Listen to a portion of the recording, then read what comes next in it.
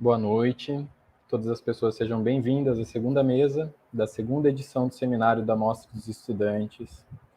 É um prazer compartilhar os processos de produção e da curadoria da Mostra dos Estudantes da PQ 23, com um corpo curatorial bastante plural e diverso. Eu gostaria de lembrar hoje que a chamada por envio dos trabalhos está aberta e recebe inscrição até o dia 30 de novembro. Essa chamada pode ser acessada e está disponível no site da PQ Brasil, na aba da seção dos estudantes. O nosso blog da Mostra dos Estudantes já foi lançado, e o vídeo da mesa de ontem, que aconteceu ontem, está incrível e já está disponível. Quem perdeu a mesa de ontem pode acessar por lá, né? Para quem quer saber mais, pode seguir a gente no Instagram, da Mostra dos Estudantes da PQ, né? Lembrando, para quem precisa de certificados, pode preencher o formulário que estará disponível nos comentários da nossa transmissão, né? E para a nossa mesa de hoje, que é sobre a participação das escolas nas quadrienais, é muito importante a gente falar sobre isso. Eu participei desse processo artístico-educativo e foi muito importante para a minha formação, como é importante para a formação de muitos estudantes de cenografia e figurino, e da nossa área, e da área de muitas pessoas que atuam hoje, e é um processo formativo muito intenso, né, que é desenvolvido durante o ano todo. E foi muito maravilhoso poder participar desse evento, né. Hoje nós temos vários convidados, né, que quero chamar essa baila para poder compartilhar conosco todas as experiências desse processo formativo, educativo, artístico e tudo mais. Hoje, bem-vindas Lídia, Lô, Luiz e o Dalmir.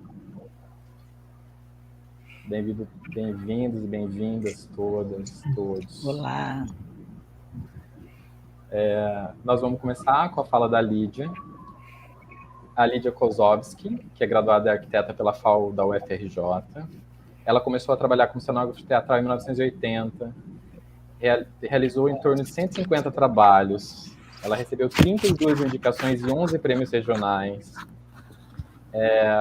Ela leciona no Departamento de Cenografia do Programa de Pós-Graduação em Artes Cênicas da Unirio. Ela coordenou o PPG entre 2008 e 2011. Atualmente ela é coordenadora do Laboratório de Investigação Cenográfica na Unirio, pesquisadora da FAPERJ, pesquisadora de produtividade da CNPq. Ela foi cenógrafa em teatros e cinemas de diversos diretores, como Amir Haddad, Augusto Boal, Daniel Herz, Arnaldo Jabor, entre outros, né? Em cinema foi figurinista e diretora de arte de Hugo Carvana, Ricardo Pinto da Silva, e atualmente ela se dedica à concepção discográficas em artes visuais e temáticas. Lídia, a palavra está com você. Seja bem-vinda. Então, boa noite. Quero agradecer o convite. Voltar, depois de muito tempo afastada dessa organização, né, da quadrienal, para mim é uma viagem mesmo no tempo, é uma recuperação de um monte de memórias interessantes. Eu fiz aqui algumas anotações, o tempo é muito exíguo, e eu vou até fazer um comentário que eu acho importante, por um segundo, a respeito de... Nós estamos vivendo aqui um momento na universidade muito sério, que eu acho que tem que ser compartilhado com os estudantes. Eu não sei se a maior parte das pessoas sabe, mas esses últimos 2 dias nós tivemos o campus da escola impedido de funcionar por conta de uma ameaça de um aluno de uma outra unidade em matar, né, quer dizer, invadir a universidade, invadir o nosso campus, né, do Centro de Letras e Artes, naqueles moldes americanos, né, isso foi pego a tempo, mas eu acho... Então, assim, nós estamos vivendo um momento, rapidamente, né, para depois entrar no nosso sonho, de muita tensão, e de muitas novidades inesperadas, violentas, que nos atinge. Acho que isso é uma novidade, né? A Covid e tudo que a gente viveu nesses 2 anos isso está sendo compartilhado. Agora temos mais um dado. Então, que isso seja divulgado, eu acho importante, porque para mim foi imagino para o Luiz Henrique, né, uma notícia inenarrável, inacreditável. Vamos voltar às aulas amanhã, mas esse tipo de questão está surgindo na nossa vida cotidiana universitária, e isso precisa ser entendido e evitado. Mas voltamos à Praga, né, que é um lugar de sonho mesmo, né, é um mundo encantado. A ida quadrienal envolve essa cidade, que é uma cidade única na Europa, é uma cidade que não foi bombardeada na Segunda Guerra Mundial, é a única que ficou absolutamente íntegra. Então, a relação com a cidade, o acontecimento, né, o acontecimento da quadrienal, ele é muito ligado a esse encanto, essa magia que a cidade nos oferece, que vem desde os castelos medievais até o mundo contemporâneo, ininterruptamente, na sua integridade. Convoco a todos os alunos que imaginam que não possam ir, que eu tenho a seguinte experiência: todas as pessoas que um dia decidiram ir, foram, né? Conseguiram, de alguma maneira.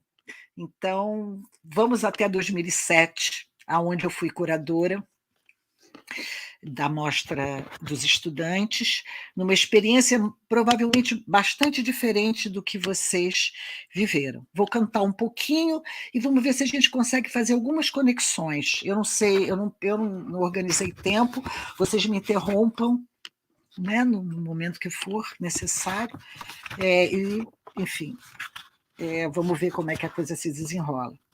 Eu pediria, primeiro vamos ter uma imagem do que foi a montagem da exposição em 2007 no prédio do Ministério da Educação, no Rio de Janeiro, com a Curadoria Geral do GRACE, e depois nós vamos conversar um pouquinho sobre isso, depois de ter visto as imagens. Então, eu peço à organização, por gentileza, que solte os vídeos. É um filme de 1 minuto só, de fotos, fotografias.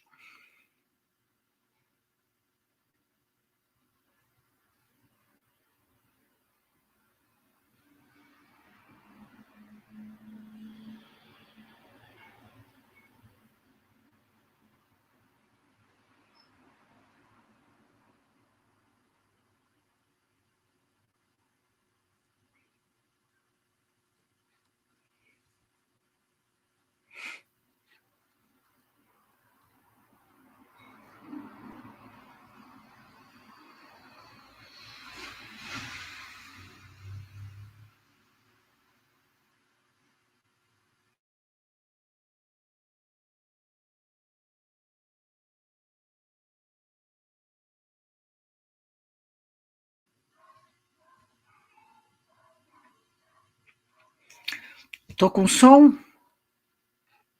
Alô? Alô, alô? Eu estou com som? Está sim, Lívia. Então, nós vimos muito rapidamente o aspecto, a cara do que foi a montagem aqui no Rio de Janeiro, né? E essa montagem, ela foi... É importante lembrar que ela, sendo de 2007, ela participou do primeiro momento do governo do governo petista, do Lula, né? Isso faz muita diferença, porque a relação que nós tínhamos na cultura com o governo Lula, com o Gilberto Gil como ministro da Cultura, o Grassi envolvido e próximo, na época era o Sérgio Frateschi, que era o presidente, mas, enfim, teve ali um compartilhamento, tem momentos, eu não sei exatamente quanto tempo, como é que foi a troca de guarda entre um e outro, né? Mas, assim, no momento que eu entrei, nós tínhamos uma experiência anterior convidada pelo Cerrone, então eu sou daquela geração que foi convidada, né? Eu fui convidada. Um dia me convidaram por alguma razão, eu tinha contato com o Cerrone, eu era amiga dele, profissionalmente, né? E um dia eu recebi esse convite, fiquei surpresa. Nós tínhamos tido, na edição anterior, a presença da Telume, junto ao Cerrone. A Telume tinha sido a curadora da Mostra das Escolas, e pela primeira vez me solicitaram, numa reunião lá na Funarte, né? Ou seja, a conexão com a instituição pública já estava presente, né? Então era claro que eu já entrei sabendo que nós tínhamos um apoio financeiro, né? Mas me pedindo que se desse um novo passo em relação à administração e a construção daquela edição de 2007. Isso foi em 2006, eu entro em 2006, eu tive menos de um ano para fazer essa organização. E que tinha, pela primeira vez, de uma certa maneira, o compromisso de fazer contato com as universidades, coisa que não tinha sido feito ainda nessa perspectiva, né? Quem propõe aquilo naquele momento é o próprio Cerrone, né? O Graça assumiu a curadoria desse momento também, e eu me vi assim, me senti com uma responsabilidade enorme de realizar uma exposição e uma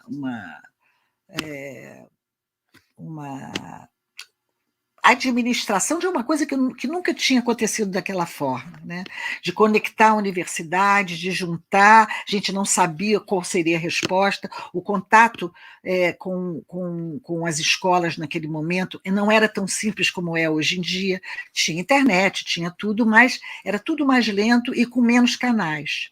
Assim foi feito, nós reunimos 7 escolas na época, e eram 47 trabalhos, dos quais 20 seriam escolhidos para fazer a representação brasileira em Praga, né?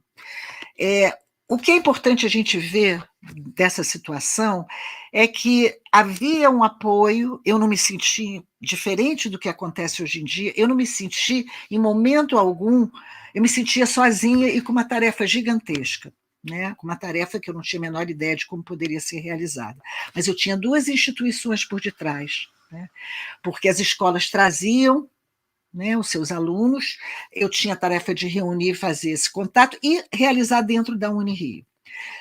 Pela primeira vez, de alguma maneira, houve um tema que era era o universo, era um tema em torno do Nelson Rodrigues, que é diferente do que atualmente acontece, chamava-se O Universo e a Obra Dramática de Nelson Rodrigues, e foi apresentado no Palácio Capanema, ali no MEC, né? E depois em Praga, ainda no Palácio, antes do incêndio.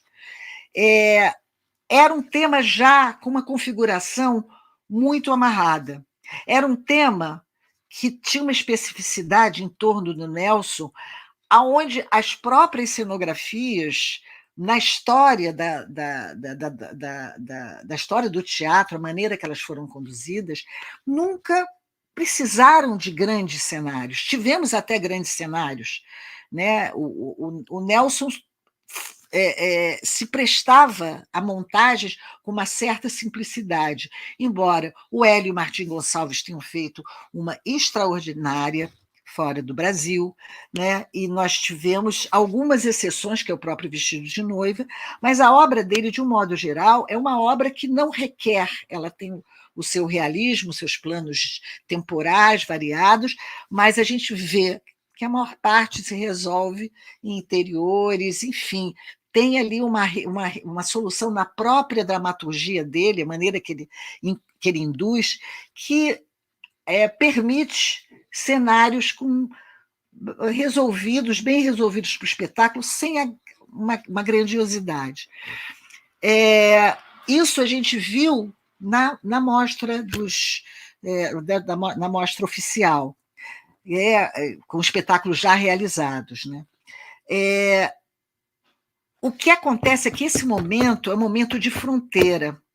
Por quê? Porque dentro da quadrienal, até aquele instante, não existia a profusão de espetáculos fora do palco italiano. Os espetáculos fora do palco italiano, na nossa representação, começam em 2003. O Serrone traz o grupo da Vertigem, com 2 espetáculos, né, ainda em 2003. Ele traz o Giramundo, ele traz como curador, convidando, né, ele traz essa diversidade que está começando a aparecer. E em 2007, para as escolas, já se propõe, né, a gente já propõe, principalmente espaço cenográfico, propõe o uso de espaços não convencionais. Isso era uma novidade. No entanto, como vocês veem, a montagem é uma montagem muito organizada, ela tinha a função de ser simultaneamente, ela tinha uma estrutura de cases e a possibilidade de se transformar num espaço expositivo, de ser suporte para a própria exposição. Então, ela tinha um raciocínio assim, muito rígido em termos de uma funcionalidade, de uma organização, né? A imagem dela, se a gente compara a imagem dela com as mostras que se deram a posteriori, a gente vai perceber que tem uma... Embora fosse muito claro, porque eram constituídas de maquete, os desenhos em formatos muito rigorosos, né? E eram maquetes e os desenhos, basicamente, no caso da cenografia, e os desenhos de figurino. A gente não tinha figurinos realizados dentro da Mostra das Escolas, né? Então, as coisas eram muito amarradas, muito padronizadas, o que vai se desmanchando, pelo que eu posso perceber, em 2011, tem, mas de uma maneira mais flexível, né? Porque aí foi incorporada a exposição já exigia sonoridade. Você vê que aquele formato de 2005 começa a se desmontar, ele começa a ser modificado, embora fosse extremamente organizado. Muita gente gosta, elogia, eu adoro receber esses elogios, mas eu percebo que essa diferença ela se dá, por uma questão de possibilidade financeira. Eu pude projetar com tranquilidade, não tive essa pressão. A minha pressão era de ter que enfrentar um universo que eu não conhecia, e sozinha, com os alunos, claro, com os alunos, mas a responsabilidade era toda minha, né? Então, assim, eu tinha um certo apoio, que é uma coisa que... E aí entra o dado político, né?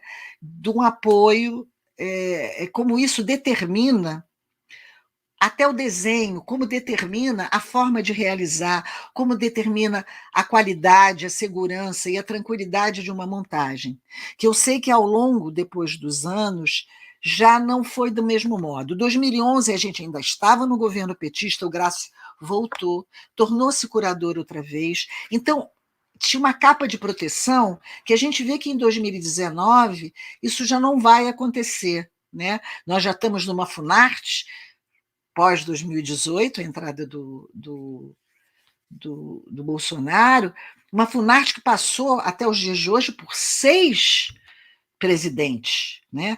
Hoje nós temos um procurador que é presidente. Então, essa unidade entre a produção acadêmica, entre a educação e a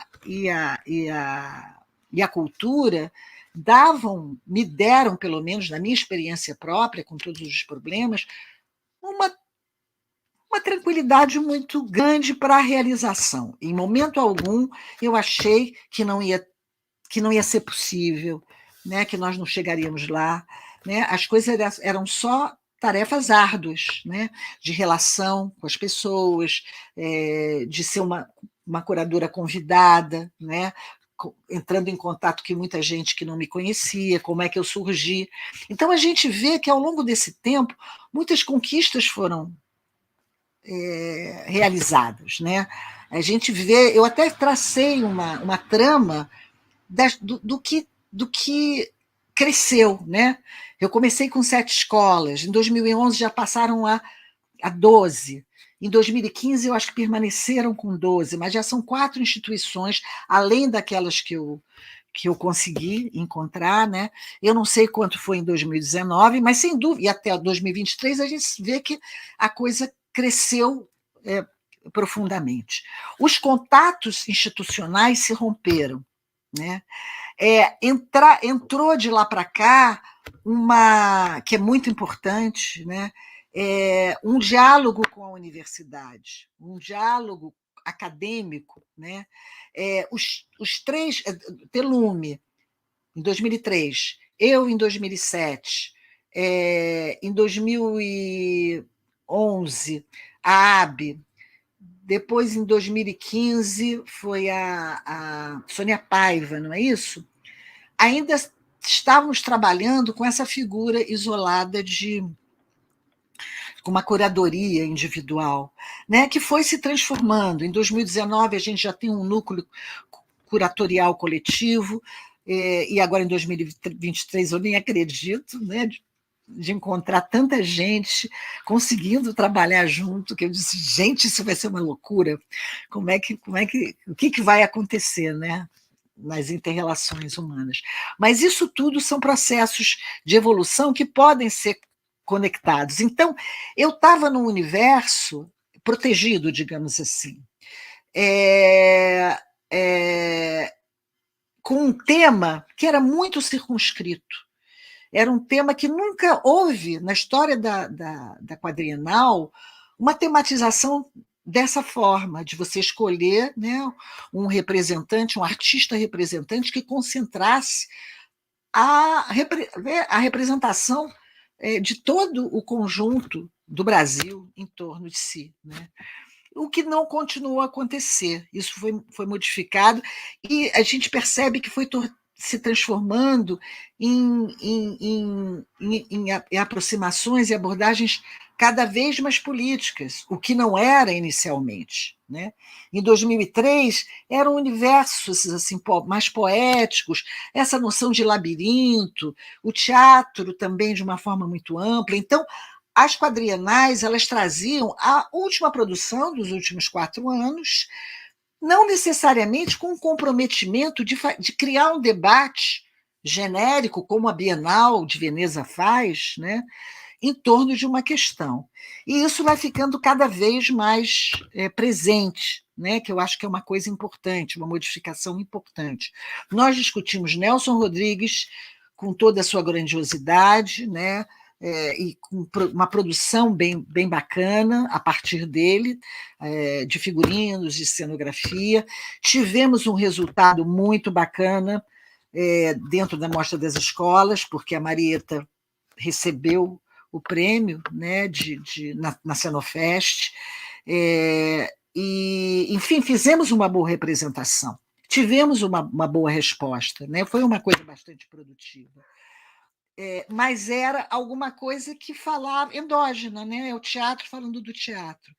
Então, assim, uma coisa que eu acho importante a gente fazer as ligações, eu fiz, inclusive, não estou lendo nada do que eu escrevi, já estou numa viagem aqui minha com vocês, aqui particular, mas é importante, eu montei assim as diferenças que eu fui observando ao longo do tempo, embora eu não tenha estado em 2019 nem 2015, mas a partir dos catálogos, e tem um dado que eu acho interessante, que reúne, apesar das diferenças curatoriais, né, a gente parte por uma circunstancialmente e ideologicamente por um desmonte daquela estrutura organizada que vocês viram em 2007, que foi possível, né? Isso envolveu o incêndio, né? Isso envolveu crises migratórias, já se passaram 15 anos, né? O mundo se transformou violentamente, né? Então, essa transformação ela é orgânica. Agora, a gente vê que esse processo de desconstrução ele foi trazendo uma certa, claro, uma individualidade para cada mostra, mas sempre em torno de uma estética que ronda o estranhamento, né? Se a gente observas as imagens das produções, eu até peguei assim essa relação entre o raro e o bizarro, né?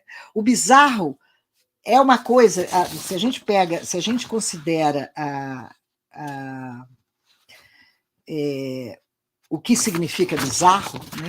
O bizarro é o excêntrico, o diferente, o singular, o estranho, o esquisito, o incomum, o invulgar, o inusual, o inusitado, o insólito, o atípico, o anormal, o anômalo, o original, o esdrúxulo, o extravagante, o louco, o grotesco, o circular. Então, eu acho que a gente, ao longo desses 15 anos, a busca pelas particularidades estão dentro de uma certa raridade nessa direção, né? E foi o que aconteceu em 2007, né? São as criatividades, os cenários todos indo para o espaço urbano, esses eram os desafios. Eu vejo em 2023, em oposição a essa situação preservada em muitos sentidos, e que é muito bacana a gente poder ter a garantia, né, financeira. Não é que fosse nenhum paraíso, não era paraíso, não, mas não tinha nenhum processo assim, de pânico que eu sei que aconteceu em muitos momentos, né? Sem saber se é possível, se não é possível, e que atrapalha muito o processo administrativo, o processo de produção de um modo geral, né? E eu sinto que em 2023 se agrega um novo dado, do ponto de vista estético, do ponto de vista do que vai se produzir, esse dado que é próprio desse momento, passado 15 anos do mundo se movimentando, né, se mobilizando, mudando de continente, esses processos migratórios, a tensão entre a globalização e a localização, né? Esse dado, que é o dado da raridade, do comprometimento com a identidade de cada país, propriamente dito, como uma questão referencial da própria quadrienal. Então, esse processo de politização, eu devo estar passando o tempo, eu não sei. Você me diz, se você deixar, eu fico falando aqui um monte de coisas que eu nem estou aqui. Eu só estou querendo pegar esse aspecto, né, assim, que me surpreende, que eu acho positivo, né, nessa tensão entre a transgressão e a tradição, né? Eu vi, hoje me passou pelas mãos rapidinho, para terminar, uma questão que o Levi-Strauss traz, que assim, não podemos ter excesso de história. Eu estou num papel de recuperação de história, e não podemos ter carência de história. A gente tem que ter o equilíbrio essas duas coisas, principalmente nesse momento. Então, pensar em transgressão e tradição nessa medida, né? Poder trazer, poder conhecer, né? Que também me traz uma frase que eu não posso deixar de falar, que é uma frase do Flávio Império, e isso vai para os próximos, para os alunos, sobretudo, claro, que diz o seguinte: eu fiz tudo o que já existia, com a inocência de quem faz tudo de novo. E essa é uma condição, né? Isso é uma frase do Flávio Império nos anos 70, que não tinha passado pela pandemia e que não tinha passado por esse impulso tecnológico. Então, é uma questão nova. Eu durante muitos anos, eu acreditei nisso piamente, que é isso. Você chega jovem achando que você é muito original, e você vai descobrindo que, principalmente o século XX, produziu muita coisa nova, e que você não conhece e acha que é você que está inventando. E aí você se dá conta que não é isso, né? Só que agora nós temos novos dados. Então, a noção de transgressão é uma noção que tem que ser pensada de um outro modo. Transgredir agora, no século XX, realmente a produção, o avanço da arte se dá numa transgressão de quebra de paradigmas. Agora a gente inclui uma tragédia mundial que a gente nunca tinha vivido, que interfere nisso certamente, e uma tecnologia que contribui Então, o que é essa transgressão é uma outra questão. A raridade, ela atravessou esse tempo todo. Ela atravessou esses anos, esses 15 anos, nessa busca pela bizarrice, de uma certa maneira, dos moldes que eu coloquei. Né? Mas nós temos esse dado, que é o dado do local, e pela primeira vez a gente investir na identidade brasileira para apresentar aos colonizadores. Se a gente está pensando em decolonialismo no momento, pela primeira vez, a gente vai conversar com quem nos colonizou, coisa que a gente não faz aqui no Brasil. Então, isso é uma conversa muito grande, eu acho que eu falei demais, adoraria conversar mais, tem um monte de coisas aqui que não falei quase nada. A gente volta, a gente vai e volta, Lídia. Lógico. Então, desculpe o excesso, não tenho ideia se eu avancei muito, mas, enfim, são essas as coisas que eu posso dizer nesse momento. Tá bom? Lídia, muito obrigado por essas rememorações e reincorporações históricas e políticas, né? Históricas e políticas, porque é muito importante isso, a gente ver essa ampliação na participação dos estudantes ao longo do tempo por políticas públicas, não tem como a gente se afastar, só é possível uma divulgação da produção cultural, artística, a partir de fomento público, né? A partir de investimento, né? E essas rupturas que nós tivemos e esses grandes descasos, né, e interpelações que nós tivemos impactaram, mas nós estamos aqui, né, firmes. Foi muito emocionante ouvi-la. Muito obrigado pelas contribuições. E a gente volta, porque a gente ainda tem várias perguntas e a gente volta aqui. Tá bom? Ótimo. Muito obrigado. Prazer. E quero agradecer a organização. Eu acho que eu não falei nomes, mas é que o tempo é tão curtinho. Tá tranquilo. Mas o coração está aqui, sempre agradecido. Estamos todos aqui, Lídia. Tá certo. Obrigado. Prazer. Prazer. Bom, depois dessa importante contribuição, eu chamo, né, a essa roda a Heloísa Cardoso, que é artista visual, que tem trabalho direcionado ao teatro. Começou sua produção artística em 1973, criando objetos e projetos tridimensionais. Ela trabalhou com Yolanda Penteado, que foi a fundadora da Bienal de São Paulo. Ela organizou fichários, pesquisas iconográficas. Desde 1983 participa de várias montagens cênicas. A Elo é mascareira, é cenógrafa e figurinista, né? É artista visual e compôs várias exposições, performances, congressos, festivais nacionais e internacionais. A Elo viajou por esse mundo, por esse país. A Elo recebeu diversos prêmios e indicações em cenografia, figurino e artes gráficas. Ela participa da Quadrienal de Praga desde 1995, representando o Departamento de Artes Cênicas da Unicamp, na seção das escolas. É docente do Instituto de Artes da Unicamp desde 1986. Ela foi coordenadora do curso durante 5 anos e atualmente ela vem aprimorando a sua poética através de desenhos, telas, tecidos e figurinos em tintas naturais. Ela é também colaboradora da SP Escola de Teatro. Elo, é um prazer ter você aqui. Te passo a palavra. Obrigada, Tiago. Obrigada. Boa noite a todos. Boa noite, Elo. Bem-vindo. Maravilhoso estar aqui. Depois, principalmente, ouvir a Lídia colocando tantas coisas importantes, né? Eu, assim, fico até com pena de ter cortado um pouco, de certa forma, porque ela está falando coisas que eu, o tempo todo, fiquei pensando o que eu vou colocar nessa minha vinda aqui para falar sobre a participação na mostra da Unicamp. E são tantas coisas, até das próprias coisas que a Lídia colocou, das mudanças que foram acontecendo, né? E aí, uma das coisas que eu pensei em começar a falar é um pouco de como que foi criado o Departamento de Artes Cênicas da Unicamp, né? Eu tenho aqui um PowerPoint, deixa eu ver como é que eu vou colocar isso. Espera aí. Acho que não está entrando. Não sei o que aconteceu aqui, mas acho que está entrando agora. eu pensei em colocar um pouco, falar um pouco por que a gente entrou, como que foi formado esse curso,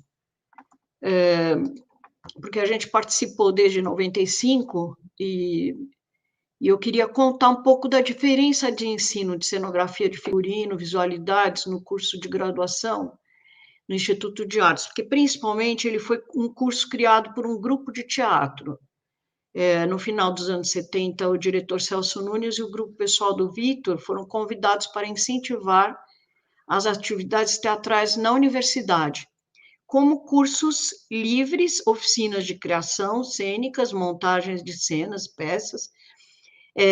Eram cursos que poderiam estar todos os alunos que eram universitários e mais ainda alunos e pessoas da própria comunidade. Era um curso aberto, né? Formado por atores, diretores, cenógrafos, figurinistas e músicos, Marcília Rosário, Márcio Tadeu, Reinaldo Santiago, Paulo Betti, Adilson de Barros, Eliane Jardini, Waterloo Gregório e Anton Chaves, eram os do grupo. Uma das maiores características desse grupo era a intensidade e a densidade dos trabalhos apresentados profissionalmente e que demonstravam o quanto a pesquisa cênica, os aspectos, era intrínseca e visceralmente vivenciada pelos seus integrantes. Esse fator foi decisivo na escolha dessas pessoas para desenvolver essa empreitada. Essas iniciativas foram um sucesso tão grande que fizeram com que o Instituto de Artes formalizasse essas atividades, criando, então, um curso de graduação em artes cênicas, do bacharelado do ator, era um curso de atuação, né? Nesse momento, o grupo resolve criar os vários laboratórios de criação cênica, de cenografia, de figurino, visualidades e máscaras. Celso Nunes sempre dizia que a coisa que ele mais queria ver era que o aluno vindo de outras cidades do Brasil voltassem para a sua cidade tendo uma compreensão de todas as habilidades que existem no fazer teatral. Ele sonhava que o aluno ator pudesse ser autossuficiente em suas cidades. E, de certa forma, isso até aconteceu mesmo, isso está acontecendo ainda, né? A gente tem aqui em Barão Geraldo vários grupos, em outras cidades vizinhas e cidades mais distantes também, que aconteceram assim, né? Que foram formados esses grupos. Nessa época, não existiam salas nem prédios, ocupavam os espaços ao ar livre, os professores e alunos, embaixo das árvores. Então, essas colagens aqui, que eu até coloquei aqui, foram feitas para o Almanac Drops. O Almanac Drops é um almanac que está sendo criado pelos alunos das primeiras turmas, com a coordenação da professora Neide Veneziano, Mônica Sucupira, Carla, João André e Ana Célia. São alunos que estão fazendo entrevistas e revendo todas as coisas que aconteceram e que foram bem diferentes. As disciplinas relativas a visualidades, elas foram criadas no início do curso, das relativas às visualidades, né? Eram laboratórios e as disciplinas eram arquiteturas, espetáculo teatral, figurino, máscara, visualidades cênicas, depois formas do teatro ocidental, formas do teatro oriental, porque vai mudando, né? Conforme o grupo vai modificando também, outras necessidades vão acontecendo. Os primeiros dois anos do curso, eles têm muitas ferramentas mesmo, aulas de corpo, né? Aulas de história, várias coisas que vão se mesclando, e daí essas disciplinas que estão aqui, que eu estou falando, de figurino, de máscara, elas estavam junto com outras. Mais tarde, outras disciplinas foram criadas para dar suporte aos PICs. Os PICs são as montagens dos 2 últimos anos, que é o projeto integrado de criação cênica 1, 2, 3 e 4. Esses PICs, eles sempre têm essas disciplinas também, de cenografia e figurino. O conteúdo da disciplina Arquitetura e Espetáculo Teatral relacionava o espaço cênico com as condições sociais, culturais de cada período. Então, essa era uma disciplina que atraía muitos alunos de toda a universidade, de outros cursos, de outras universidades próximas, que nem a PUC, por exemplo, que também tinha arquitetura, fazendo então com que tivéssemos uma interdisciplinaridade em vários projetos.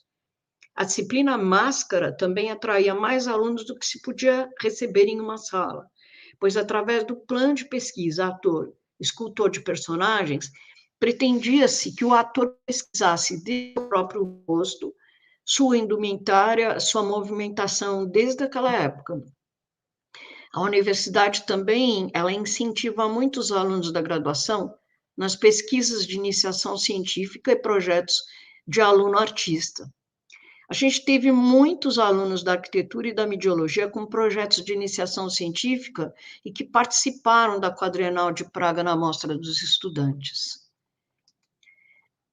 Olha, aí voltando um pouco também, até no que a Lídia colocou, mas eu vou falar uma impressão muito minha, né? Em 1995 foi a primeira vez que eu fui para lá, para Praga, a convite do Serrone, convidou o Márcio Tadeu e eu também, né, para participar com trabalhos da Unicamp. A gente foi não, o Márcio não pôde ir, eu fui sozinha com 2 alunos, David e Verônica. A gente andava muito junto com o Gustavo Lanfranchi, que é também um arquiteto, né, e trabalhava com o Serrone nessa época. E, assim, eram 4 pessoas diferentes, eu, cenógrafa, né, e os 2 meninos eram atores do curso de artes cênicas. Então, muito assim, o que era importante, às vezes, para mim, era um pouco diferente para eles, como atores. E, assim, a gente percebia que, nesse ano de 1995, tinha muitas maquetes, muitas maquetes. Para minha memória, assim, eu tenho uma lembrança linda dessa época, dos trabalhos que a gente vê, porque, por exemplo, uma maquete, quando a gente às vezes vê uma maquete comercial, uma maquete de arquitetura, né, que é hiper bem feita, é diferente, né, daquela maquete de cenografia. Aquela maquete de cenografia que ela usa até materiais de lixo, né, que a gente tem, que a gente vai usando, vai fazendo coisas com os materiais que a gente tem, com borracha, sei lá, papelão, qualquer coisa assim. Então, lá era também assim, mas, por exemplo, em alguns estandes de alguns países, dos alunos da Austrália, por exemplo, eram extremamente bem feitos. Eles eram também feitos de materiais mais simples, eles eram poéticas também, mas eram muito, muito bem feitas. E isso é uma lembrança que eu tenho dessa época, de 28 anos atrás, e como tudo foi mudando de lá para cá, né, sendo uma mostra de cenografia indumentária e arquitetura teatral, que era naquela época como era o nome, né, e como é hoje, né, depois de tantos anos, que é chamado como festival, mas que, na verdade, também não é bem um festival, é uma coisa meio híbrida, né, que foi mudando, as coisas foram se modificando nesse tempo todo também. Mas eu tenho uma lembrança muito forte e muito boa dessa época, das escolas apresentarem e questionarem nas exposições deles o suporte, como que era, o que estaria ali, quais eram as possibilidades sabe, muitas reflexões que você acabava fazendo e vendo esses trabalhos expostos, né, de uma maneira muito diferente. Em 1999, a gente acompanhou, junto com os alunos, a exposição do Márcio Tadeu, que foi convidado para ir na sessão dos artistas. O Márcio levou um trabalho que era um pensamento sobre o teatro de arena. Então, os alunos fizeram vários trabalhos de maquetes pesquisando esse espaço, né? Foi muito legal também. Agora, o que para mim foi também, eu falo para mim, assim, acho que para os alunos, todos nós que estávamos lá, a Cenofest foi uma mudança que marcou muito para nós todos. A Cenofest, ela foi criada pela OSTAT, né? Ela vem de um nome que seria, ela vem de uma combinação das palavras cenografia e festival. A Pamela Howard, que é uma cenógrafa inglesa, ela lançou um desafio mesmo para aprimorar a experiência dos alunos que participariam da PQ 2003. Porque até então, todos os trabalhos eram distantes assim dos alunos, cada um levava do seu país os autores, os clássicos, os autores do lugar, originários, mas assim, era tudo muito nada a ver um trabalho com o outro. Poderia até ser, mas não tinha necessariamente uma relação. Aí ela faz um desafio colocando o seguinte: a partir do texto do Rei Lear, do Shakespeare, em que todos fizessem uma leitura com a seguinte questão: por que Lear é especialmente apropriado para o nosso momento?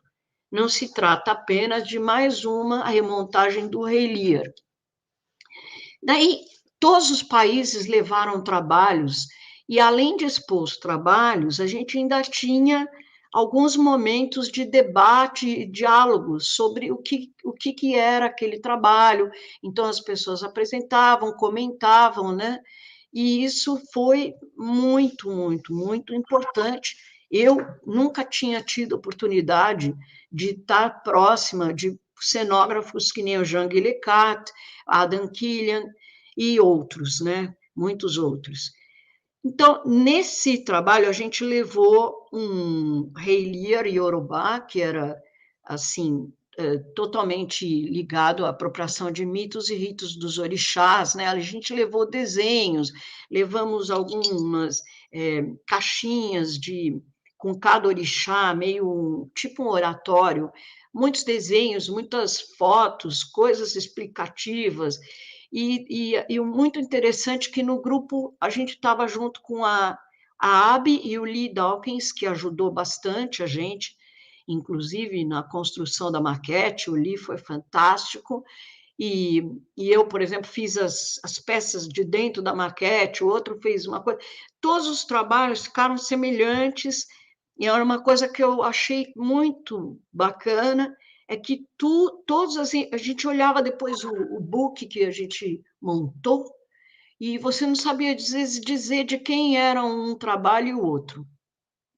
Quando terminou a explanação dos alunos, veio para perto da gente um senhor que eu fiquei daí conhecendo, chamado Adam Killian, é um cenógrafo polonês, muito, nossa, ele muito generoso. Ele trouxe para nós um poema que ele dizia que era um credo, uma oração do cenógrafo. Deu para nós aquilo, foi super bacana, né? E daí depois de anos, eu fui ler no livro da Pamela Howard, num capítulo que ela coloca falando sobre ele, né? Daí ela conta que no ateliê dele, quando ela o vê construindo objetos, ela fala: o que é que você está fazendo? E aí ele responde: compondo. É o que um cenógrafo faz, compor com a luz, com a cor e a forma. Então, essa oportunidade que a Cenofest a mostra dos estudantes, a quadrenal, traz para nós, é assim, sem palavras, eu acho, eu não tenho nem condições de falar. É muito bonito tudo isso, foi muito bonito. Nessa foto está a Pamela Howard, o Ricardo Arado e a Luciana Misutânio, os dois que representaram a Unicamp e que fizeram esse trabalho, né? Aqui atrás, se não me engano, esse de cabelinho branco é o Adam Killian, que faleceu em 2016, é o do qual eu contei. Aqui nós, aqui na cidade, passeando, aqui com a Abby e o Lee, juntos, né? E aqui a nossa maquete, os vários, nós levamos de tudo, gente. A gente levou até a comida feita para os orixás, a gente levou a pinga, os limões. Ah, estourou uma garrafa de pinga no avião. Mas, assim, a gente levou de tudo, foi incrível esse trabalho, foi muito legal. Aqui também são páginas do livro que a gente montou, né, do caderno. Depois, nós fomos com um grupo grande em 2007, no trabalho desse, da curadoria da Lídia Kozovsky, que tinha um espaço fantástico, eu acho, um espaço que a Lídia criou, que era muito limpo, então se via muito, era muito bem feito, a gente conseguia ver os trabalhos muito bem, sabe? Era muito bom. E daí, nesse trabalho, é que eu sinto que eu queria contar um pouco de como que a Unicamp começou, né? Como que foi, e que até hoje, assim, essa estrutura ela é presente ainda, porque, por exemplo, nessa interdisciplinaridade, a gente tinha, nesse trabalho que a gente levou do Nelson Rodrigues, a gente teve alunos que eram das cênicas, acho que 5 alunos das cênicas, 3 da arquitetura, 1 da mediologia e 3 do curso de visualidades. Então, assim, isso é muito rico, é muito criativo, né? A gente conseguir ter essas pessoas todas juntas. Aqui a Lídia Kozovsky do lado aqui da gente, nessa foto. Aqui o nosso carro alegórico, porque era do Nelson Rodrigues, né? Aqui também, na oficina lá, o nosso cenotécnico trabalhou, foi muito bom também. São muitos desenhos de alunos, de todos eles, a gente não consegue muito. Depois que você vai vendo o trabalho de grupo foi tão unido assim que você não consegue muito distinguir de quem é um, de quem é outro, né? Foram colagens e tudo. Agora, na Cenofest de 2007, nós não fomos selecionados. Esse trabalho que a gente estava fazendo era do Aruana Eto, que era a Pamela colocou outro texto também, né? Outro desafio, que é a Aves de Aristófanes, né? Então a gente usou uma metáfora, né? Comparando um pouco as aves de Aristófanes apodrecidas rapidamente, pensando em Brasília como sede de poder e corrupção, né? Então parece até uma história dos últimos 50 anos brasileiros, né? Infelizmente a gente não foi selecionado para esse trabalho, mas fizemos o trabalho. Sempre a produção de um trabalho é muito legal, sempre. Esse é um desenho do Murilo, que é nosso aluno, que participou também, né? Aqui eu coloquei só uma foto, que era de 2011, o nosso curador, o Fausto Viana, e nós participamos com um trabalho, que é o Luz nas Trevas, com um aluno, que é o Caio, e outros trabalhos a gente fez junto com o pessoal da USP, a convite do Fausto. Aqui é a montagem deles, né, de 2011, que ganharam um prêmio também, né? Depois, essa em 2015, dos labirintos compartilhados, lá em Brasília, a gente participou com uma tríade, biblioteca, floresta e o deserto. Apenas uma também que foi selecionada, que foi a biblioteca. Esses todos são trabalhos também dessa tríade. E aqui também, lá, os alunos. 2019. 2018, teve a exposição lá no Rio de Janeiro, que também foi ótimo tudo. A gente foi com um ônibus de alunos. Foi ótimo. Em 2019, a gente foi também, teve um trabalho selecionado pelo júri popular, que é esse que está essas fotos aqui, com umas performances que os alunos fizeram lá em Praga, esse daqui também, que era o Confinamento Camaleão, que era o nome. Bom, aqui mais algumas fotos de lá, de 2019, que de novo a Lídia com o Fausto, e nós aqui com o Zé Dias, terminando. Estou terminando já, eu queria só falar mais uma coisinha, assim, muito rápida. Acho que tudo que a Lídia falou, tão importante, eu me senti até, eu fiquei mal, até porque eu acho que era uma conversa que seria interessante continuar essa conversa, né, que ela começou. Mas eu quis um pouco mostrar o começo, né, da universidade, como que ela era e o que estruturalmente ela fez, até hoje faz ainda, né? E queria falar também um pouco disso, assim, essa mudança que vai tendo e que é legal também. Mas é a que me lembra, me vem aquelas maquetes lá de 1995, e hoje, como ela é, eu penso naqueles alunos atores lá no começo, que eles estavam tão diferentes de tudo, porque aquela exposição de 1995 era muito mais mesmo da cenografia, né? Tinham alguns artistas plásticos, cenógrafos, que faziam apresentações de pequenas instalações, mas de uma forma tão diferente do que é agora, né? Já com, por exemplo, Marcelo Dene, acho que foi em 2015, acho que 2015, lá, já não mais no Palácio das Indústrias, né? Mas, assim, tudo isso são modificações muito ricas também, e muito interessantes. Então, eu acho que seria uma coisa legal se a gente continuasse o próximo seminário falando sobre isso. Ai, muito obrigado e agradeço a todos e me despeço. Obrigado, Elo, obrigado. Não se despede não, que a gente vai voltar aqui com várias perguntas, várias questões, assim. Foi muito bonito rever e rememorar esses processos, um desses processos eu estou incluso, e é esse processo que intermedia, né, os processos formativos, né. E Você viu você que traz sua uma... foto estava lá. Vi, eu estava lá, tive todo o processo lá, foi... E eu acho que você traz uma experiência de estar, né, de mostrar o trabalho que é importante para o processo de formação, né? Então isso é bastante... dialoga muito com o que a Lídia trouxe, né? Porque ela traz uma perspectiva e você traz essa outra rememoração da importância de estar e experienciar esse meio de mostrar. Muito obrigado, Elô, pela sua contribuição, viu? Muito obrigado. Obrigada, gente. Obrigada. Tchau.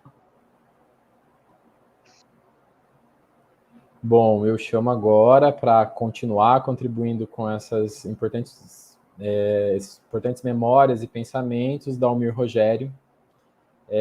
O Dalmir, ele é designer da performance, ele é diretor de arte e doutor em artes cênicas pela Escola de Comunicação e Artes da Universidade de São Paulo, a ECA, USP, né?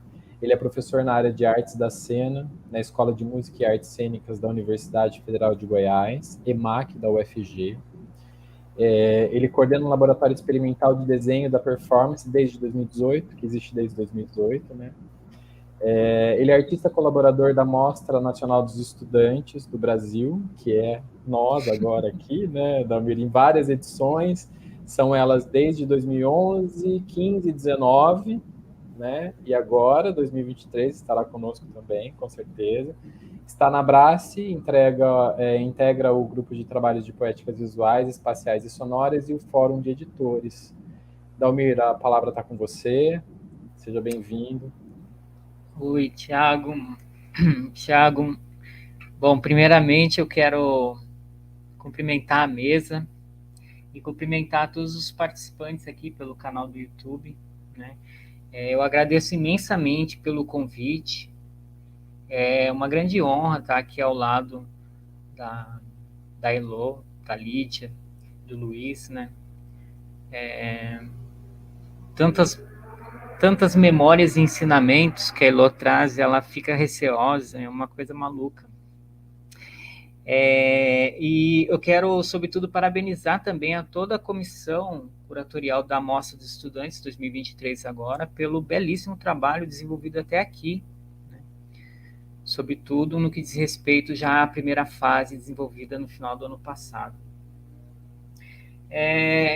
A minha relação com a APQ também é muito breve, e ela é um pouco, na verdade ela é bem distinta, né, das duas primeiras falas, mas eu acho que ela tem a contribuir nesse sentido mesmo, que é assim, a Lígia traz ali num primeiro olhar, né, um período de 2007 no qual eu não participei. E a Elo, além de trazer todo esse lugar, né, que rememora a própria fundação do curso de Campinas, ela traz todo esse percurso que ela atravessou e que ela vivenciou da PQ como artista e professora, formadora. A minha relação com a PQ começa só em 2011, né, dando assistência para a curadoria do Fausto Viana, e na qual a Mostra Nacional estava sob curadoria da AB, né, e que, confirmando aqui o que a Lígia trouxe lá no início, de fato, foram 12 escolas, né, e todas essas informações estão disponíveis lá no Diário das Escolas. Existem muitos materiais publicados sobre todos esses trabalhos, então, pensando nisso mesmo, e na bagagem já que a Elo, o Luiz e a própria Lígia trariam, eu pensei em trazer uma reflexão de uma perspectiva a outra, né? Como se eu fosse um estudante recém-chegado e quisesse entender o que é isso. Então, na verdade, é uma espécie de uma carta que eu escrevi para vocês, chamada Um Breve Relato sobre Participação das Escolas nas Quadrienais. Então, ela começa assim. Na condição de testemunha, compartilho minhas impressões a partir da experiência pré-pandêmica com a PQ, a qual todos estávamos acostumados.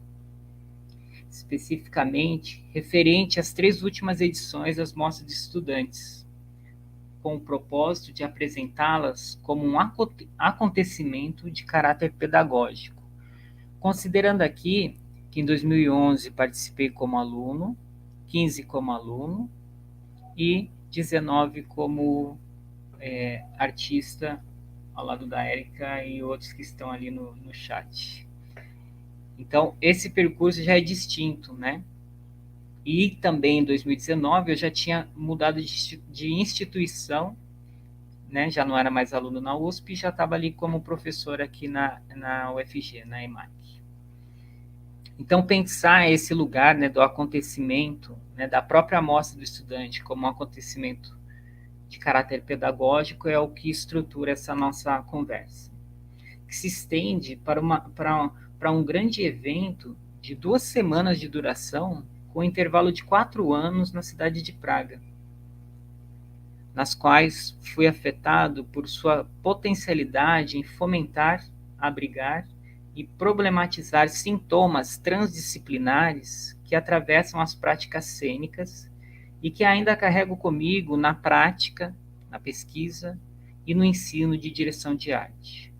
Sobretudo, questões muito discutidas a partir das práticas e teorias desenvolvidas nas últimas 3 décadas, onde as linguagens são convocadas enquanto dispositivos, na medida em que contemplem o projeto artístico. Outro aspecto que me chamou muito a atenção foi as potencialidades a serem exploradas em direção às particularidades autorais e à autonomia criativa das poéticas visuais, espaciais e sonoras, em acordo com a emancipação do espectador e a virada social das artes, sem que necessariamente se fechasse nessa linha de pesquisa, e sim ampliando para uma significativa aproximação entre as práticas artísticas que se desenvolveram como eventos sociais, publicações, oficinas e performances, com as práticas políticas de inclusão. Como foi o caso, por exemplo, apesar de serem... Eu trago aqui 2 exemplos que não são necessariamente da mostra das escolas, mas eles têm um porquê, que já vai ficar claro. São 2 exemplos da mostra dos países e regiões. O primeiro deles é o de 2015, da Estônia Unificada, que apresentou um movimento fictício que, ao longo de 2 meses, se tornou uma força política relevante com 20% dos votos nas pesquisas da opinião pública. Foi um trabalho que me chamou muita atenção. E o segundo, este edifício realmente fala, de 2019, da República da Macedônia do Norte, que se trata, na verdade, de um projeto de ocupação de 2 anos, né, desenvolvido por uma iniciativa, uma ONG, chamada Faculdade de Coisas que Não São Ensinadas. Então, esses materiais também, sobre esses materiais também já tem publicações. Tem 2, a revista número 30 e 31, da revista Sena, de Porto Alegre, inteiramente dedicada à Quadrienal de Praga. Então, muitos artigos lá sobre esses trabalhos. Não necessariamente só sobre esses. Obras que, mesmo estando fora da amostra dos estudantes, exemplificam o alcance que a experiência pode obter quando há identificação. O início dessa relação com a amostra dos estudantes se dá... Então, o início dessa minha relação com a amostra se dá ao lado do professor Fausto Viana, em 2011, após já um grande trabalho trilhado por curadores como Serrone, a Lídia, trabalho da Telume, da Elô, do Márcio. Então, por mais que ainda 2011 fosse considerado ali um ano ainda em que se pôde contar com apoio político, isso não seria possível se já não tivesse sido trilhado esse primeiro movimento. Nessa edição de 2011, deslocada do tradicional Palácio Industrial, a exposição da PQ foi dividida entre a Galeria Nacional, onde estava a amostra dos estudantes e a Amostra Nacional. O outro espaço foi uma praça externa ao lado do Teatro Nacional, e um terceiro espaço ainda, que era o Centro Cultural. Essa edição contou com um número de participantes de 60 mil visitantes e 62 países na Mostra Nacional. Já em 2015, que é a 13ª edição, a mostra foi distribuída por todo o centro de Praga, que particularmente me agradou demais, e a gente percebe aqui um aumento significativo de 62 países para 78 países e regiões participando do evento. Por sua vez, em 2019, o evento retorna para o Palácio e conta com a participação do número de visitantes de 70 mil visitantes, o que dá aproximadamente um pouco mais de 8 mil profissionais, estudantes e participantes ativos, né? E referente ao número de 106 países. Então, se a gente pegar só de 2011 para 2019, que é a minha vivência, um aumento substancial de 62 países para 106 países, né? E em termos de porcentagem, eu acredito que a gente já teve um avanço, houve um aumento do número de escolas participando, né, da Mostra dos Estudantes do Brasil, mas em relação a esse aumento que nós vivenciamos aqui na própria PQ, acho que eu acredito que esse ano é um ano da virada. Eu acho que é um ano de potencializar e ampliar de fato um número considerável. Então, 106 países, né, um aumento significativo que contou com um número expressivo de brasileiros em diversas modalidades e que, como não poderia ser diferente, nos proporcionou uma experiência simbólica, né, porque apesar de ser um ano em que, né, todos enfrentávamos aquela situação, era um ano ainda de esperança, no comecinho, um ano em que muitas instituições e comunidades se mobilizaram por todo o Brasil em defesa da educação. Não imaginávamos o que vinha pela frente. Dureza. Mas então, o que é a participação das escolas nas quadrienais? Como sabemos, a participação das escolas na mostra se inicia muito antes do evento em si. E este primeiro momento, como esse que nós estamos, de aproximação e de produção de conhecimento, comuns, né? As mostras anteriores, 2011, 15 e 19, em 11 foi na ECA, em 2015 em Brasília, em 2019 foi no espaço do Elliot Sica, que a Elo relembrou e que foi incrível mesmo. Esse nosso momento de aproximação, como já foi também ressaltado no início, né, que teve ali um primeiro movimento no final do ano passado, né, nesse primeiro momento, que foi no ano passado, nós já pudemos ali vislumbrar algumas particularidades curatoriais referentes a essas 3 edições que eu menciono aqui como vivências particulares. Isso também foi um dos motivos que me impulsionaram a esse olhar específico, né? Ressalto esse momento porque, além de se configurar como uma ação de comprometimento com o ensino das poéticas visuais, espaciais e sonoras, também diz respeito a um primeiro movimento determinante à segunda etapa. E qual é essa segunda etapa? É o processo criativo, né? Comentado tanto já pela Lígia quanto pela Elo, né? Voltado às vivências laboratoriais desenvolvidas a partir do tema da edição correspondente. Tarefa que cabe às escolas interessadas e que tem seus desdobramentos nos resultados apresentados em Praga durante o evento.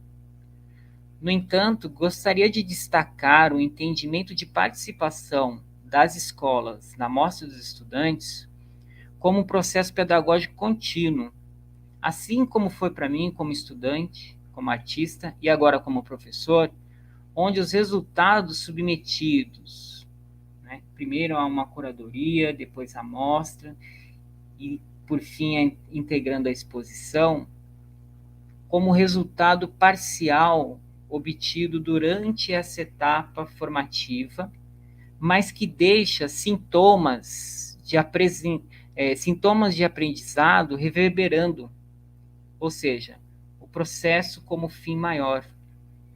Recorro aqui à afirmação de Paulo Freire em Ação Cultural para a Liberdade, na qual o autor afirma, abre aspas, a atitude crítica no estudo é a mesma que deve ser tomada diante do mundo, da realidade e da existência. Uma atitude de adentramento com a qual se vá alcançando a razão de ser dos fatos cada vez mais lucidamente. Fecha aspas. Essa postura crítica, indispensável ao ato de estudar o desenho do espaço e da performance, requer de quem a ele se dedique uma busca incansável pelo conhecimento, capaz de lhe atravessar os poros. É um entendimento que passa pelas mãos, conforme afirma o próprio Godard, ou o entendimento que é capturado pelos sentidos e que se aloja no interior como semente. Essa experiência afeta cada participante de acordo com a sua biografia e lhe dá ferramentas para novos desdobramentos de produção de conhecimento. Uma questão que me atravessa de forma significativa as 3 edições das quais participei, assim como esta edição, é a busca por mapear e fortalecer as relações entre as escolas das regiões brasileiras, através de figuras mediadoras capazes de mobilizar determinada região, o que não é fácil, já foi ressaltado pela Lígia. Não é fácil devido à natureza heterogênea que constitui a nossa área, não é fácil devido a questões econômicas e institucionais, não é fácil devido à agenda, sobrecarga de trabalho, desmotivação e até mesmo por incompatibilidade poética. Como sabemos, não depende apenas de voluntariado, e sim de uma política cultural nacional que contemple o investimento na prática artística como forma de conhecimento. Para além dessas adversidades, se acumula em nossa condição atual a sensação de envelopamento do direito de existir, empilhado e à venda para poucos consumidores apenas em setores autorizados. Um período de grandes perdas pessoais e coletivas que parece não ter fim, pois quando um monstro sai das trevas, outros seguem as suas pegadas, nos restando apenas um fio de esperança na reconstrução do Estado e minimamente restauração dos direitos humanos, mesmo que sob a mira de potências econômicas mundiais. Diante deste quadro, nossas práticas laboratoriais com os estudantes, sejam projetos individuais ou projetos coletivos, tornaram-se menos propensos a ser obras do que eventos sociais, publicações, oficinas e intervenções performativas. O que certamente não se trata de uma particularidade das práticas cênicas ou da direção de arte, e nem da PQ. Se trata de uma urgência desta tarefa política de se produzir uma sociabilidade específica, capaz de minimizar e confrontar o entorpecimento do cotidiano e o negacionismo eminente. É aqui que se posiciona a nossa prática artística, na produção de conhecimento através do sensível, seja de forma autônoma, seja a serviço de determinada produção. Assim, a mostra dos estudantes se consolida de forma significativa como um espaço gerador de sociabilidades específicas, desde a descoberta do que é a mostra, até a idealização do projeto e a materialização do mesmo, da descoberta de novas técnicas a novos conceitos, da autonomia da jornada pessoal à heterotopia que caracteriza o evento, seja através das vivências compartilhadas, seja através das reflexões privadas. Constituição de novas parcerias e o fortalecimento de parcerias antigas, o que nos possibilita pensar o evento como obra e a mostra como microcomunidade experimental, para além de determinadas taxonomias artísticas, mas capaz de preservar a teatralidade como vetor, onde a formação se dá no ponto de intersecção entre bibliografia e biografia. É isso, gente, que eu tinha para compartilhar com vocês. Muito obrigado, Dalmir. Muito maravilhosa essa sua perspectiva da participação, né, como estudante, né? Eu acho que nos volta para esse processo de formação que a gente tanto elabora e é tão preocupado, né? Nós que estamos inseridos diretamente no ensino, né? Enfim, é muito raro também, né? Fazendo esse trocadilho com o tema, né? Enfim, muito obrigado pela contribuição e por essa perspectiva. Eu que agradeço, Thiago. Imagina, muito obrigado. Eu convido agora para colaborar e fechar a mesa de hoje Luiz Henrique de Sá, que é doutor em artes cênicas pelo programa de pós-graduação em artes cênicas da Unirio. Ele é mestre em História do Design Brasileiro e bacharel em Design pela UERJ. Luiz Henrique especializou-se em design cultural, desenvolvendo projetos para produções teatrais, shows, cinema e exposições, atuando como designer gráfico, cenógrafo e fotógrafo. É o atual diretor da Escola de Teatro da Universidade Federal do Estado do Rio de Janeiro, a Unirio, onde leciona as disciplinas relacionadas à cenografia teatral. Muito bem-vindo, Luiz. Passo a palavra para você. Obrigado, Thiago. É um prazer imenso estar aqui. Agradeço a organização, agradeço ao pessoal que assumiu aqui a curadoria da Mostra dos Estudantes, né, que é um trabalho hercúleo. E muito bom estar aqui com Lídia, com Elô, com Dalmir. É um grande prazer. Vou começar a compartilhar aqui. Preparei algumas imagens. Vamos ver se vai entrar. Entrou, gente?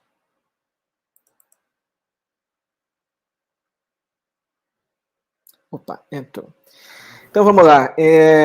Eu vou falar de uma perspectiva aqui, obviamente, do momento em que eu tive na curadoria da mostra, e também contextualizando em relação às escolas, né, as escolas organizadoras da mostra de 2019. Então, esse momento, né, da PQ 2019, nós fizemos uma curadoria coletiva, com 5 pessoas, comigo incluído, entre 2 instituições, né, Unirio e UFRJ. São 2 universidades federais localizadas, situadas na cidade do Rio de Janeiro. E são 2 universidades que têm como uma característica, que é muito peculiar, o fato de possuírem cursos especificamente dedicados à cenografia e à indumentária. Né? Enfim, a Unirio, na escola de teatro, tem o curso de cenografia e indumentária atualmente, né, que é a denominação atual, que é um curso que vem de 1953, do curso prático de teatro, depois do Conservatório Nacional de Teatro, enfim, curso regulamentado pelo MEC desde 71, e o UFRJ, né, com a Escola de Belas Artes, uma escola do século XIX, muito importante, que também tem um curso de cenografia, tem um curso de indumentária, também regulamentados pelo MEC a partir de 71, acho que é de cenografia, e 79 de indumentária, se não me engano. Mas é mais ou menos por aí, esses são cursos antigos, voltados, né, para cenografia e para indumentária. E aí a gente, enfim, esse foi o grupo, né? Eu gosto dessa foto. Essa foto foi no último dia aqui do evento do Rio de Janeiro 2018, né? Carolina Bassi, eu e André Sanches da Unirio, e a Desirê Bastos e a Cássia Monteiro da UFRJ. A gente se juntou, e eu adoro essa foto porque a gente está feliz, exausto, mas feliz, né? E muito exaustos, mas a gente colocou na cabeça, porque é isso que a Lídia falou, né? A Lídia traz uma questão importante, que é o momento de 2007, que é um momento que foi politicamente apoiado, né? Foi um projeto politicamente apoiado que a gente não teve. A gente entrou, né? A gente foi entramos na Curadoria da Mostra dos Estudantes em 2017, na Assembleia que houve na Unirio, com os representantes da PQ15, né? Doris, Ronald, Rosane, da Mostra Geral, e Sônia, da Mostra dos Estudantes. Foi quando a ABRE entrou na Curadoria Geral da PQ19, e nós nos oferecemos, né, conjuntamente, Unirio e UFRJ, para levar adiante. E foi engraçado, foi trágico ao mesmo tempo, né? Porque ninguém queria, né? Enfim, a gente já estava nos anos Temer, ainda iria piorar, né? Como sabemos, e ninguém queria. A gente sabia que seria uma escolha ousada, assim. Entraremos, mas não teremos apoio, não teremos dinheiro, não teremos como, teremos nos virar do jeito que puder, né? E acho que a gente meio que coletivamente, né, nós 5 colocamos na cabeça que o importante seria a gente se divertir, né? O importante seria a gente fazer isso com prazer, fazer isso no bom humor, e fazer um bom trabalho, mas também entendendo que as condições políticas e, obviamente, econômicas eram as piores possíveis. E aí entramos no processo da curadoria, né? Que é a curadoria da PQ, a Curadoria Geral, tinha essa temática, uma temática tripartida, né? Imaginação, transformação e memória. Eu sinalizei aqui imaginação, porque justamente imaginação era o tema que teria sido mais destacado para a mostra dos estudantes, né? E nós nos colocamos em cima de uma investigação sobre a questão da imaginação e da transformação, e menos da memória, né? Fomos mais para a questão da imaginação e da transformação. E uma coisa que foi muito importante que eu trago aqui, acho que é algo importante se falar, que nós tivemos que dar um passo para trás, porque vindos, né, professores de cursos especificamente voltados para a cenografia e para a indumentária, a tendência natural nossa seria de buscar uma curadoria que tivesse um procedimento mais fechado no âmbito do processo projetual. E a gente conversou muito sobre isso e percebemos, né, percebemos que a realidade brasileira ela é diferente. A realidade brasileira não é uma realidade de escolas, de cursos de cenografia, de cursos de figurino, e que essa riqueza era muito importante de se mostrar, né? Essa riqueza que vem de diversos cursos, por exemplo, de licenciaturas em teatros pagadas pelo país, e a gente queria poder tocar nisso, né? Então, fizemos esse esforço para tentar, para que a gente pudesse tentar se deslocar um pouco do projetismo, nesse sentido, no momento de proposição de processos. Tá? Então, a gente começou a fazer esse jogo de palavras, né? Imaginação, imaginar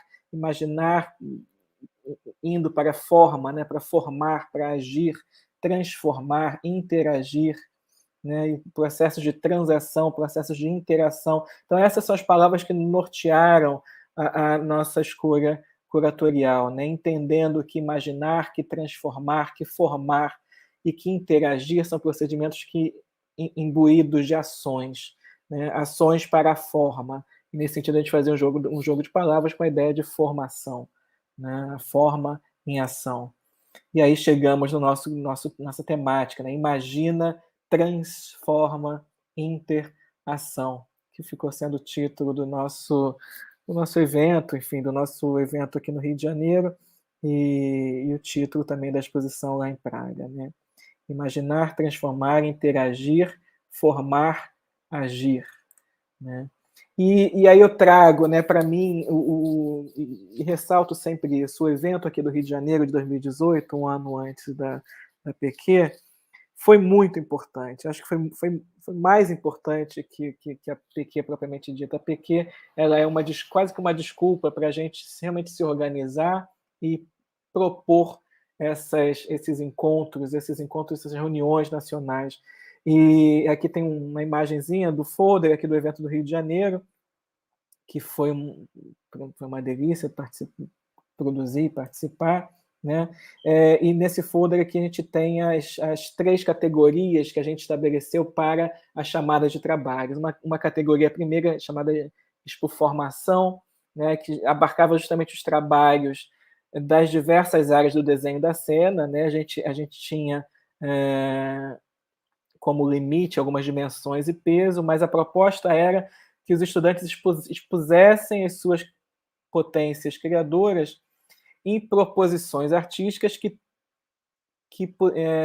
proposições de transformação de contextos pré-estabelecidos, né? Essa seria a ideia básica, né? A transformação de contextos, sejam contextos miudinhos, pequenininhos, locais, ou contextos globais, né? E esse seria o mote para os trabalhos. E aí propusemos uma segunda categoria dispositiva, que era a falação, que acho que hoje, se a gente lançasse isso hoje, seria mó barato, teriam centenas de trabalhos inscritos, mas naquela época pré-pandemia não foi bem assim, mas já foi mó barato, né? Que seria que os estudantes mandassem vídeos aulas respondendo a seguinte pergunta: o que você considera fundamental para a formação artística em cenografia, né? Para a formação artística no desenho da cena? E aí a gente tinha essa ideia de uma formação de uma universidade brasileira sobre o desenho da cena, né?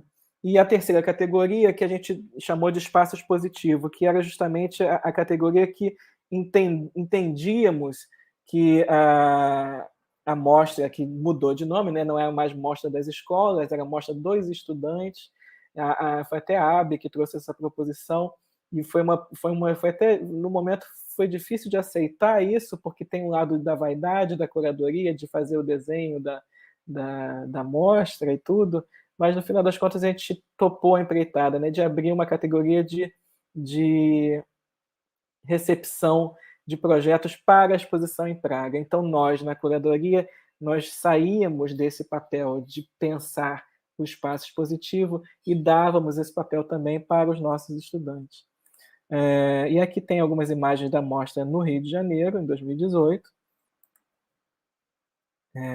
que foi muito legal, o evento foi muito bacana. Nós expusemos todos os trabalhos, claro, que foram enviados, 16 instituições de ensino, se não me engano, foi isso, 50 e poucos trabalhos de 16 instituições, e a gente percebe que a maioria dos trabalhos tinha esse caráter da interação, né? São projetos feitos para a interação.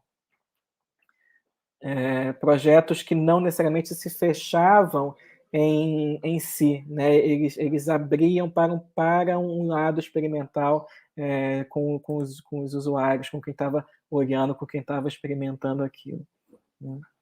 E abrimos, então, uma seleção, foi feita uma seleção com profissionais, nós não participamos dessa seleção, foram escolhidos alguns projetos, foram 25 projetos levados para Praga, né, também tudo sem dinheiro, foi tudo nas malas da gente, né, a gente foi o que deu. Mas o bacana que eu quero ainda ressaltar aqui foi no evento do Rio de Janeiro, né, foi isso que o pessoal agora está fazendo, né, a gente virtualmente e virtualmente podendo trazer muito mais gente de muito mais lugares do país. A gente teve essa reunião em 2018 e aí fizemos, né, demos oficinas, a professora Débora Eusner Lopes deu oficina para estudantes de ensino fundamental e ensino médio, ligados às visualidades da cena. Fizemos umas duas manhãs que a gente chamou de cafés cenográficos, que seriam justamente espaços de apresentação de trabalhos, né, acadêmicos, junto com um café que a gente produziu, né, metade comestível, metade cenográfico. E foi um evento foi muito bacana, essas manhãs, foi muito legal, estudantes e professores trabalhando, apresentando, discutindo juntos.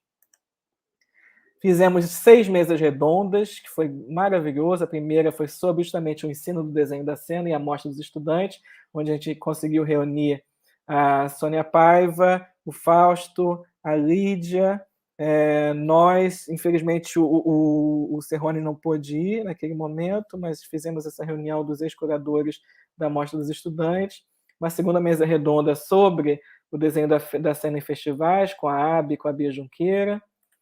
Fizemos a terceira mesa redonda foi sobre tecnologias e artesanias da cena, foi uma delícia, com o seu Humberto, um importante cenotécnico aqui do Rio de Janeiro, e o filho dele, Humberto Júnior, e a Divina, uma peruqueira famosíssima daqui, que foi mediada pelo professor Zé Dias. Uma mesa redonda sobre teatro de animação, que foi muito legal, né, com o Humberto, que infelizmente nos deixou recentemente. Uma mesa que foi ótima, que juntou iluminação, cenografia e uma proposta virtual de cenografia desenvolvida no IMPA, né? Foi uma mesa que até interessante, que rolou uma briga, assim, é difícil ter briga na cenografia, né? Então foi divertido.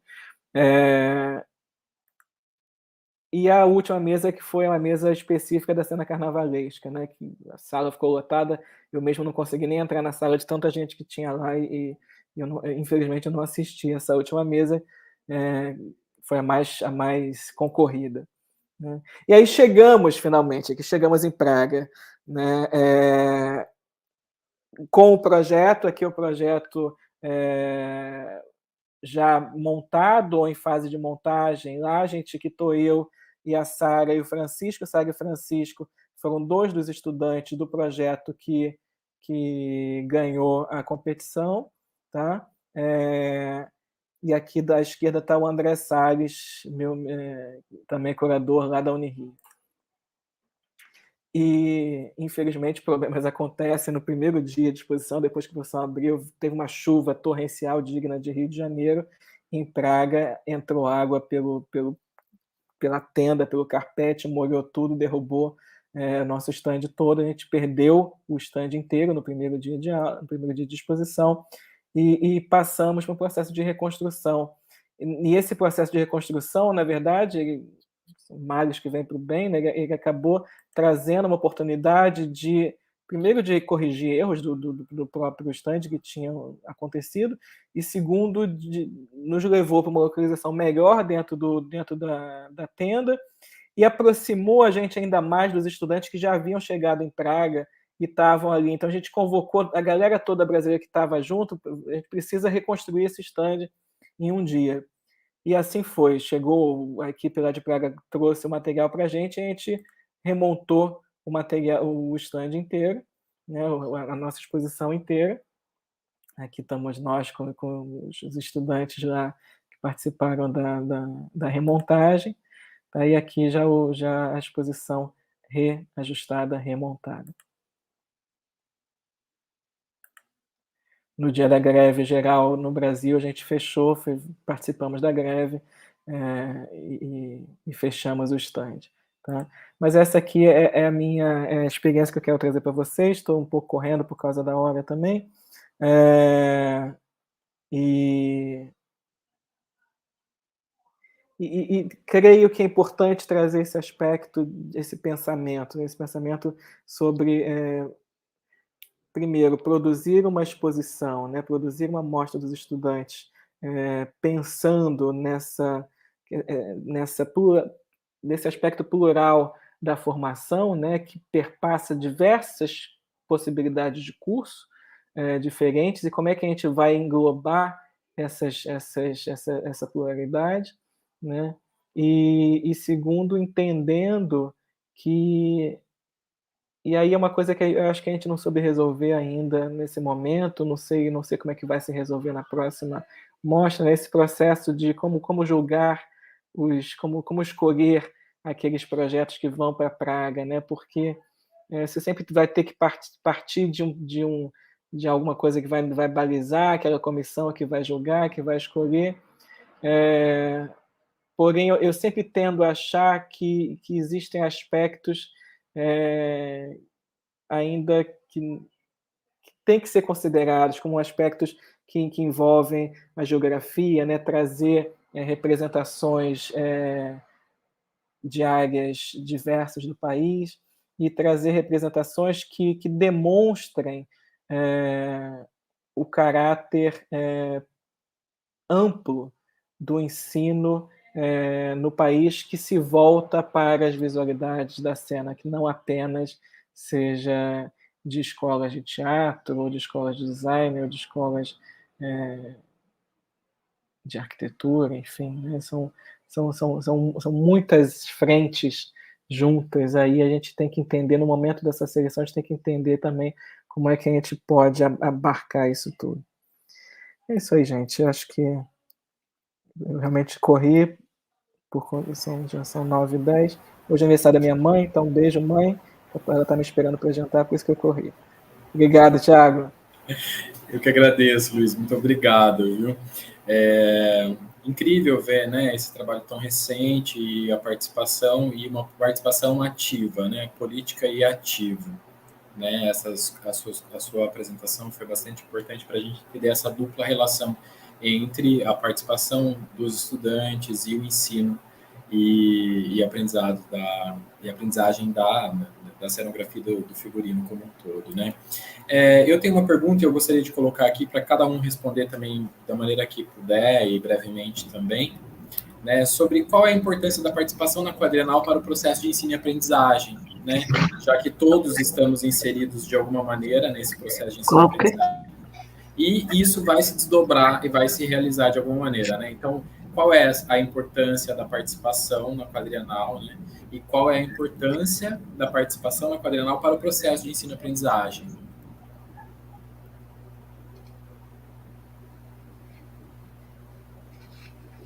Tá aberto, vocês podem...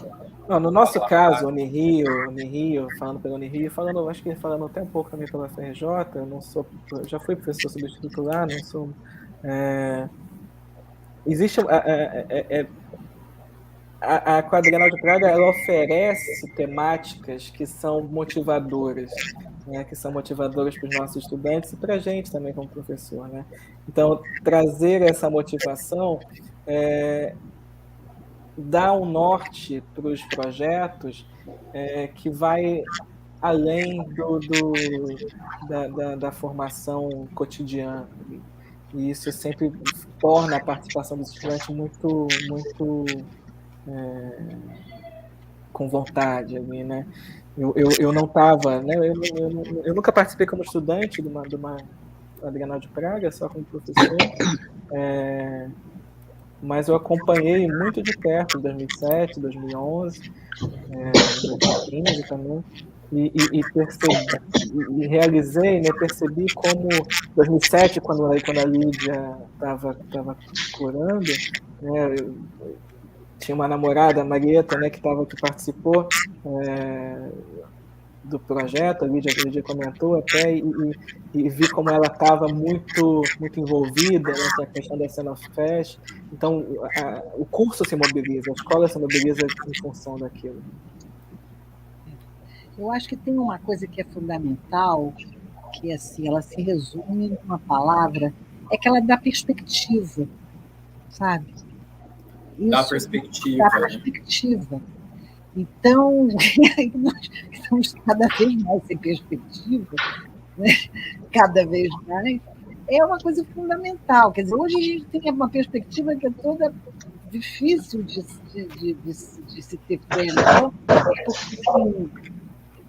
O que significa hoje conseguir ir para a Europa, concretamente falando, né? Porque o que eu vi até esse momento, até o início desse governo, enfim, 2019 ainda se conseguir, é que todo e qualquer aluno, por mais dificuldade que tivesse, aquele que decidia ir, dava um jeito e ia. Eu não vi nenhum dizer, puxa, não consegui. Eu já não sei se isso se isso vai poder se realizar da mesma maneira. Eu quero acreditar que sim, né? Que sempre existem soluções. Né? Então, assim, hoje a gente pode ter um sonho, talvez seja mais problemático, mas é você poder, primeiro, pensar que você vai estar no mundo, né?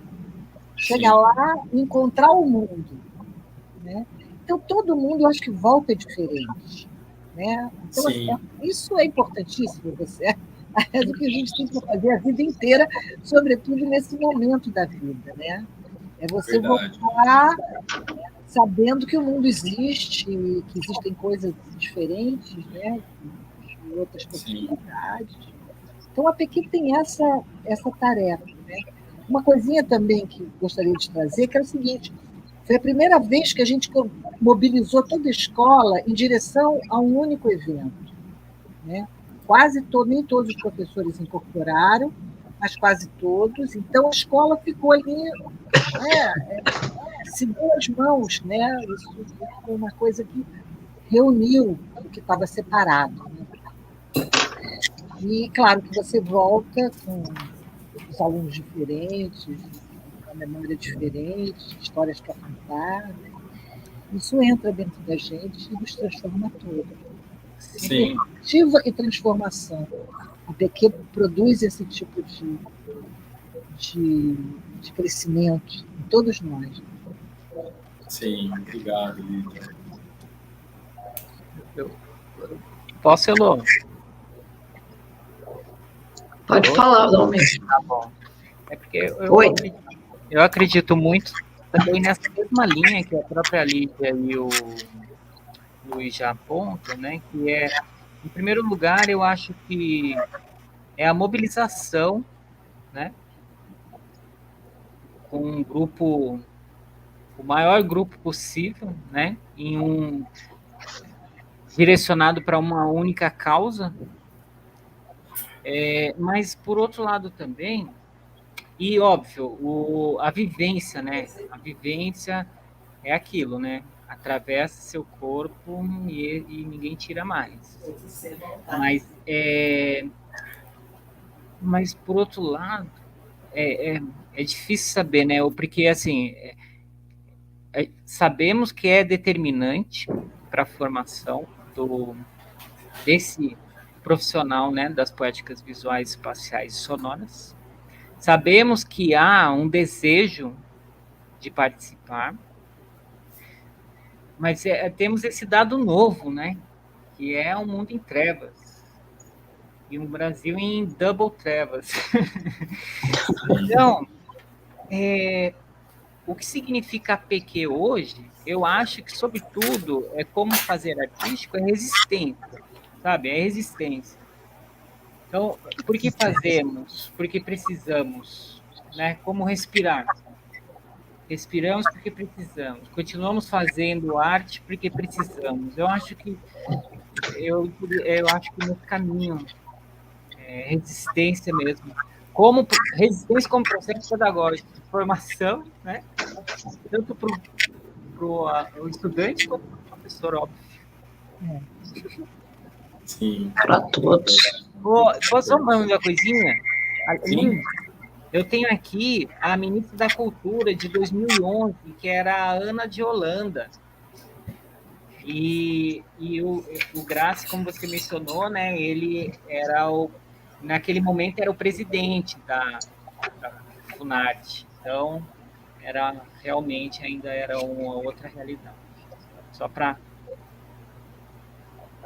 Obrigado, Damir. Elô?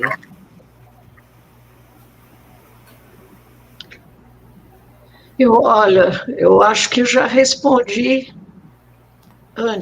anteriormente. Eu respondi essa pergunta, acho que quando eu estava passando os slides. Acho que nem é necessário responder. Está integrado, né, Elô? Está integrado. Está integrado.